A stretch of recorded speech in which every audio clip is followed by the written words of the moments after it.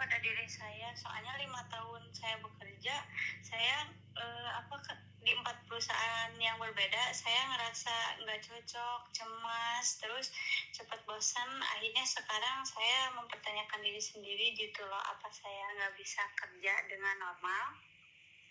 Saya menangkap rasa lelah dan kebingungan dalam ceritamu. Kita akan coba telusuri bersama dan cari tahu akar dari pola ini. Saya ingin tahu, saat kamu berada di tempat kerja, apa yang bisa memicu keinginan untuk keluar? Biasanya setelah beberapa bulan kerja, awalnya semangat, tapi begitu ada tekanan dari atasan atau atasan mulai mengkritik saya tuh langsung ngerasa nggak mampu gitu buat aku tuh jadi saya tuh jadi gugup, nggak bisa tidur, kayak pengen kabur aja dari pekerjaan. Nah, dalam pendekatan psikoanalisis, kami melihat pola berulang ini sebagai sesuatu yang bisa terkait dengan pengalaman masa lalu. Apakah kamu ingat pengalaman tertentu di masa kecil yang membuat kamu merasa selalu jadi baik atau sempurna? Ibu saya meninggal waktu saya SD. Setelah itu saya tinggal sama ayah. Ayah orangnya tuh sangat tegas sama perfeksionis, terus nilai harus bagus, kalau dapat ranking baru beliau bicara baik. Terus tapi kalau enggak gitu biasanya saya diabaikan atau dimarahi. Terima kasih sudah berbagi.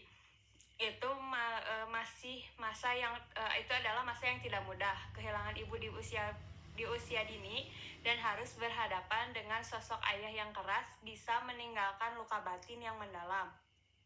Apakah kamu merasa ayah hanya mencintai saat kamu berprestasi?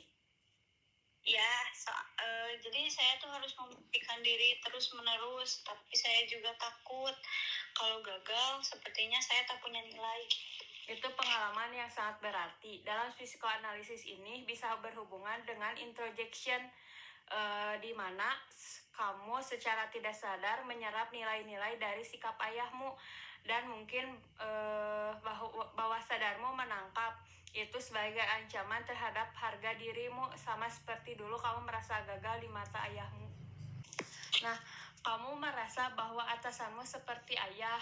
Kedua, maksud saya bukan secara harfiah, tapi bagaimana mereka mempengaruhimu, seolah mereka memiliki kuasa untuk menentukan bernilai atau tidak. Sekarang saya pikir iya, saya sering merasakan itu. Terus saya merasa cemas ketika harus presentasi seperti diuji gitu. Dan kalau merasa tidak puas, saya tuh langsung merasa gagal, sama seperti dulu waktu nilai saya jelek dan ayah marah. Itulah yang disebut transference, yaitu perpindahan emosi dari masa lalu kepada orang-orang masa kini. Dalam kasusmu, ketakutan akan penolakan dan keinginan untuk diterima oleh ayahmu secara tidak sadar dipindahkan ke relasi kerja, terutama terhadap figur otoritas terhadap atasan. Jadi sebenarnya bukan perusahaan atau pekerjaan yang salah ya? Bisa jadi.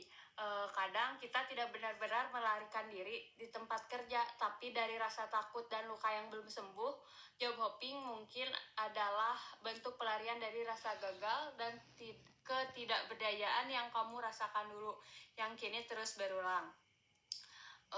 Saya ingin menyentuh satu aspek penting lagi, defensive mindset. Ketika kamu memutuskan keluar dari pekerjaan, bisa jadi itu adalah flight response, melarikan diri dari sesuatu yang memicu kayak kecemasan. Tapi dengan melarikan diri terus, kamu tidak memberi diri kamu kesempatan untuk bertumbuh dan menghadapi perasaan itu.